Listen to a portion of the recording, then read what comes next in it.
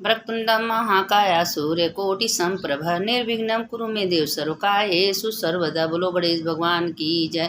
मंगलम भगवान विष्णु मंगलम गणध्वज मंगलम पुंडरीकाक्ष मंगलाय तनो हरि। देखिए, आप लोग को हम कथा भेज रहे हैं। अगर मेरा कथा आप लोग को अच्छा लगे तो उसको लाइक कर दीजिएगा। कथा तो रोज़ सुनना चाहिए। देखिए, कथा कोई उम्र समय नहीं होता है, लेकिन कथा पर डे सुनना चाहिए। एक दिन बिना कथा का नहीं बिताना चाहिए। अब हम आप लोग को एक शिव पुराण का कथा सुना रहे हैं, आप लोग सुनिएगा। कि देखिए, शिव जी खुद पार्वती जी से कहे हैं, जब संध्या सवेरे होता है तो नंदी को बुलाते हैं और नंदी पर बैठ के विचरने शुरू कर देते हैं। तो जब घूमते घूमते रहते हैं तो पार्वती को बीच बीच में कथा सुनाना शुरू कर देते हैं कि पार्वती हम तुमको कथा सुना रहे हैं। तो देखिए, हम आप लोग से बताएं कि रुद्राक्ष का कितना बड़ा महत्व है, भस्म का कितना महत्व है। ये सब देखिए शिव पुराण में लिखा है, हम कुछ अपने मन से नहीं बोलते हैं। तो लोग कहते हैं कि जिसके सिर पर भस्म न हो, गले में रुद्राक्ष न हो, उसका पूजा भी शिव भगवान स्वीकार नहीं करते हैं। पूजा तो उसी का स्वीकार करते हैं जो भस्म लगाता है, गले में रुद्राक्ष का माला पहनता है। देखिए, औरत हो या आदमी, सबको रुद्राक्ष माला पहनना चाहिए। अगर औरत को शर्म लग रहा है, भस्म नहीं लगा रही हैं, तो जल का भस्म लगाइए। जल में भस्म, सूर्य में भस्म, आकाश में भस्म, पृथ्वी में भस्म, सब कुछ का भस्म होता है। यही नहीं है कि खाली भस्म ही भस्म होता है।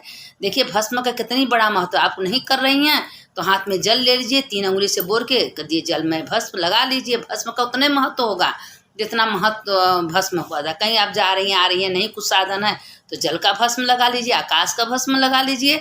लेकिन देखिए, भस्म का, रुद्राक्ष का बहुत बड़ा महत्व है। एक मुखी से 21 मुखी रुद्राक्ष होता है, सबका महत्व अलग अलग है। लेकिन मेन करके सबको 5 मुखी रुद्राक्ष का ज़्यादा महत्व है। 5 मुखी रुद्राक्ष पहनना चाहिए, क्योंकि 4 मुखी तो ब्रह्मा का रूप है, अब 5 मुखी जो रुद्राक्ष है वो सीधे विष्णु भोलेनाथ हैं। तो पार्वती जी से सुना रहे थे कथा कि देखिए पार्वती, एक कथा हम तुमको सुना रहे हैं कि एक लड़की थी, शादी करके गई थी, उसका उम्र 20-25 साल का था, लेकिन वो शुरू से शिव भक्त थी। भगवान के मंदिर जाना, शिव पुराण सुनना, कथा सुनना। तो एक दिन महात्मा, बहुत कम उम्र में महात्मा उसके घर भिक्षा मांगने आए। तो वो बोली कि इतने जल्दी क्या, तो वो कुछ नहीं बोले। तो वो महात्मा उससे पूछे, बेटा तुम्हारा उम्र कितना है? तो कही मेरा उम्र 15 साल है। और उसके ससुर सब बातें सुन रहे थे। ये देखिए, कथा पार्वती जी को भोलेनाथ सुना रहे हैं। तो फिर पूछी कि तुम्हारे सास को उम्र कितना है?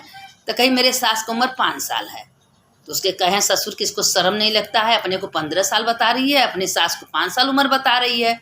तो कहें तुम्हारे पति को उम्र कितना? कहे हमारे पति का 3 साल उम्र है। तो कहें तुम्हारे पति का 3 साल उम्र है। तो उसके बाद क्या हुआ कि पूछे कि तुम्हारे ससुर का उम्र क्या? मेरे ससुर का भी जन्म नहीं हुआ है। अब उसके ससुर एकदम क्रोध, लाल बबूला हो गए कि आज तो इसको छोड़ेंगे नहीं। महात्मा से इतना झूठ क्यों बोल रही है? 20-22 साल का अपने हैं और मेरी सास अपने तो सास का 5 साल उम्र बता रही है। इतने में किसी से कुछ कहे नहीं और गए प्रधान के बाद पूरे गांव भर को बुलाए, बहुत बड़ी मीटिंग बैठाए। तो कहें मीटिंग किस चीज़ का है? क्योंकि घर वालों को किसी को कुछ पता नहीं है। तो सबका मीटिंग किस चीज़ का है? तो कहे हमारी बहू बताएगी। तो कहें पिताजी हमको कुछ पता नहीं मीटिंग के, हम क्या बताएं? तो कहें तुम बताओ कि महात्मा तुम्हारे घर भिक्षा मांगने आए थे और तुमको दे देना चाहिए, तो उससे तुम पूछी कितना जल्दी क्यों? और उसके बाद तुम अपना उम्र 15 साल बताई, अपने सास की उम्र 5 साल बताई, अपने पति की उम्र 3 साल बताई, और हमारा कह रही कि हमारे ससुर का भी जन्म नहीं हुआ है। आखिर इसका क्या मतलब है? तुम समझाओ। पूरे गांव भर बैठे थे तो सबसे बताए कि आप लोग सबको ही न्याय करिएगा कि बताइए 15 साल से जब से हम ससुराल में आए हैं, वो 15 साल से हम शिव के कथा में जुड़े हैं।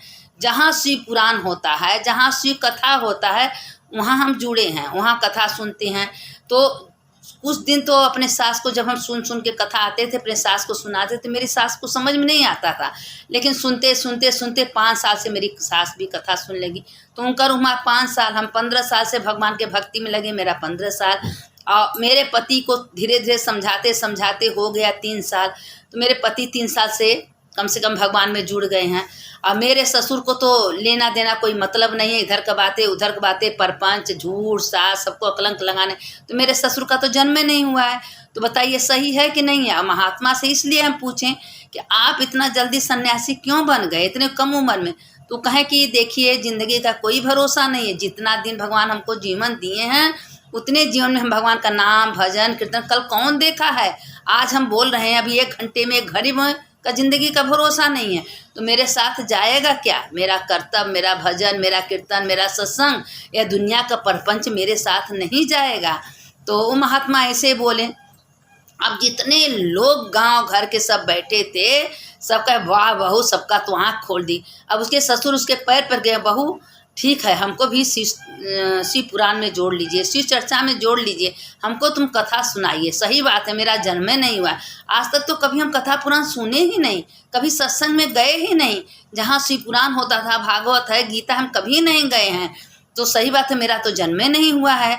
तो कहें कि बताइए क्या हम भेजाएँ कि 5 साल से मेरी सास कथा पुराण में लग गई हैं, थोड़ा सा उनका बुद्धि सुधर गया है। और मेरे पति थोड़ा 3 साल से हैं, तो उनका जन्म 3 साल, जब जो जिस समय भगवान में अगर लग गया, भगवान के निधि उठ रहा है, बैठ रहा है, भगवान का सत्संग कर रहा है, उसी समय उसका जन्म है। उसके बाद तो जीवन अपना गवा दिया, वह जीवन तो वापस लौट के आने वाला नहीं है। तो ये बताइए कि जब आपकी आँख से नहीं दिखाएगा, कान से नहीं सुनाएगा, पैर से नहीं चल पाएंगे, तो क्या है आप कोई पूजा पाठ सत्संग कर सकती हैं? कोई मंदिर जा सकती हैं? नहीं न जाएंगी। तो चल भरी जवानी में लोग कहते हैं चलते पैरों, जब आपका उम्र हो तभी सत्संग करना चाहिए, तभी पूजा पाठ मंदिर करना चाहिए। लोग कहते मेरा उम्र है, अरे तुम्हारा उम्र को कर्म करने का है, भगवान की भक्ति करने का उम्र नहीं है। जिंदगी कब किसका देखा है? आज हम बोल रहे हैं, चल रहे हैं, डोल रहे हैं, कब मेरा सांस बंद हो जाए, यह कभी नहीं सोचना चाहिए कि मेरा बहुत उम्र है। जब भगवान मौका दे तो मौका का फायदा तुरंत उठाना चाहिए। अगर आपको अगल बगल में शिव पुराण हो रहा है, भागवत हो रहा है, गीता हो रहा है, तुरंत मन जोड़ना चाहिए। और कुकर में मत जाइए, कहीं कहीं पार्टी है, आल्टी है, कहीं खाना पीना, कहीं यहाँ लोग बुला रहे वहाँ मत जाइए, कभी हमको टाइम नहीं है। लेकिन भगवान के भक्ति में पीछे नहीं हटना चाहिए। अगर कोई आपसे कह रहा है कि यहाँ भागवत हो रहा है, यहाँ गीता हो रहा है, यहाँ शिव चर्चा, वहाँ तुरंत जुड़ना चाहिए, वहाँ पहुँचना चाहिए। क्योंकि देखिए जाने वाला आपके साथ कुछ नहीं, ये सांस का कोई भरोसा नहीं है। अभी हम 1 क्षण में बोल रहे हैं, 2 मिनट मेरा सांस बंद हो सकता है। ये शरीर का कोई वैल्यू नहीं है। भगवान ये शरीर मंदिर बना के भेजे हैं, कहते हैं तुम जाओ ये शरीर का मंदिर बनाए, इसमें भगवान को विराजमान कर देते हैं, बस उतने दिन तक जितने दिन तक सांस चलाए। तो अपना एक भगवान कहते हैं कि हम मानुष तन इसलिए भेजते हैं कि अगर जिसको चाहे तो इस शरीर से भगवान बन जाए, चाहे तो इस शरीर से राक्षस बन जाए। क्योंकि अपने कर्तव्य अनुसार, अपने कर्मानुसार जो अपना अच्छा कर्म करेगा, स्नान दान जप तप पूजा पाठ सत्संग कथा भागवत करेगा, वही का मुक्ति होने वाला है। प्रपंच में इधर का बात उधर का बात, दुनिया में मुक्ति होने वाला नहीं है। तो बार बार हम कहते हैं, शिव जी हमेशा पार्वती से समझाते हैं कि देखो पार्वती, जो मेरे दर्शन में, मेरे सत्संग में, मेरे कथा में मन लगाएगा, मेरे में मन लगाएगा, हमेशा दिन रात चलते बैठते, जिसको जो मंत्र आता है, ओम नमः शिवाय, ओम श्री शिवा नमस्तुभ्यम या नमः से जो आपको आता है जब करिए, भगवान का चर्चा करिए, भगवान का कथा सुनिए। सब से एक शब्द फालतू शब्द न निकले मुँह से। चलते उठते बैठते, खाना बनाते खाते पीते, सिर्फ भगवान का चर्चा, भगवान का नाम। तो भोलेनाथ पार्वती से कहते हैं कि हे पार्वती, असली भक्त मेरा वही है। हजारों लाखों लोग गंगा जाते हैं नहाने, सब लोग, लेकिन उसमें से 10-20 लोग ऐसे होते जो मुक्ति पाने जोग होते हैं। क्या मछली गंगा जी में रहते उसकी मुक्ति होती है? क्या मल्लाह गंगा जी में रहते उसकी मुक्ति नहीं होती है? गंगा माँ देखती हैं आत्मा, श्रद्धा, विश्वास, प्रेम, कौन श्रद्धा से मेरे पास आता है। अगर इसके पास श्रद्धा है, विश्वास है, माँ को माँ समझता है, माँ उसी को अपना मुक्ति देती हैं। नहीं तो आप 1000 दिन रात गंगा जी में डुबकी मारिए, दिन रात गंगा जी में पड़े रहिए, गंगा माँ मुक्ति नहीं देती हैं। अगर आप में श्रद्धा है, विश्वास है, तो गंगा माँ आपके घर में चल के चली आएंगी। अब आप जिस तरह से गंगा माँ का स्मरण करके स्नान करेंगे, गंगा माँ स्वयं आपको नहवा देती हैं। देखिए ये सब कथा पार्वती से भोलेनाथ बताते हैं। तो हम आप लोग को इस तरह से बताते हैं कि आप लोग को समझ में आए कि भस्म का क्या महत्व है, रुद्राक्ष का क्या महत्व है, शिव पुराण का क्या महत्व है। जब बिन सत्संग विवेक न होई, राम कृपा बिन सुलभ न होई। एक घड़ी आधे में पुनिया। हम आप लोग से बार बार कहते हैं कि देखिए आप लोग सत्संग करिए, शिव पुराण सुनिए, शिव पुराण का कहीं कथा हो तो वहाँ जाइए, भागवत सुनिए। ये सब सुनते सुनते सुनते सुनते एक दिन बाबा विश्वनाथ आपके हृदय आत्मा में विराजमान हो जाएंगे। ये सब कर यही साथ में जाने वाला भगवान कहते हैं, तुम नंगे होके आए हो लेकिन खाली हाथ नहीं जाओगे। अगर तुम अच्छा कर्म किए हो तो तुम्हारे साथ जाएगा, क्योंकि तुम्हारे जो कर्म किए हो तुम्हारे आगे आगे जाएगा, तुम्हारा पाप है पीछे पीछे रहेगा। और जो कर्म करके नहीं तो 84 लाख जोन में उसको आना जाना भटकना फिरता है। तो इसीलिए बार बार हम कहते हैं कि अच्छे कर्म करो, जाने वाला कुछ नहीं, सब इसी जगह रह जाएगा। आपका घर द्वार कपड़ा लत्ता पैसा कौड़ी एक कानी कौड़ी चीज नहीं जाएगा तो सिर्फ आपका कर्म, आपका जो धर्म किए हैं वही साथ में जाएगा। तो ये शरीर में भगवान दिए हैं तो आप चल रही हैं डोल रही हैं, फिर इसका फायदा उठा लीजिए। फिर ये शरीर मिलने वाला नहीं है। भगवान कहते हैं कि करोड़ों करोड़ के तपस्या के बाद हमारे में उसका मन लगता है, नहीं तो किसी को हमारे में जल्दी मन नहीं लगता, उसको ही 84 लाख जोन में जाना है। तो इसीलिए है कि अगर भगवान का सत्संग करते हैं, सत्संग सुनते सुनते स्वयं इतना श्रद्धा विश्वास आपके पास हो जाएगा कि सोचें कि दिन रात भगवान ही मेरे हृदय में, सबके भगवान देखेंगे। क्योंकि भगवान है तो शरीर है, नहीं तो शरीर नहीं है। अभी वही आत्मा निकल गया तो शरीर बताइए लोग रखते हैं, ले जाके 2 मिनट में जला देते। तो शरीर का कोई वैल्यू है? कुछ नहीं है। तो इसीलिए कहते हैं कि आप लोग सत्संग करिए, कथा सुनिए, पुराण सुनिए, भगवान का नाम कीर्तन जब 33 करोड़ रोवां आपके शरीर में है, एक रोवां व्यर्थ जाने वाला नहीं है। 24 घंटा और रोवां से भगवान का नाम स्मरण कथा निकलते रहे। जो ऐसा करता है भोलेनाथ उसके हृदय में विराजमान होते हैं। पार्वती से हमेशा भोलेनाथ कहते हैं। आज की कथा इतना, इसके बाद कल सुनाएंगे।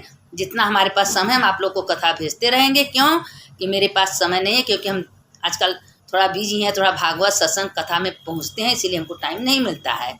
शंकर शंकर हर हर शंकर शंकर शंकर जय जय शंकर।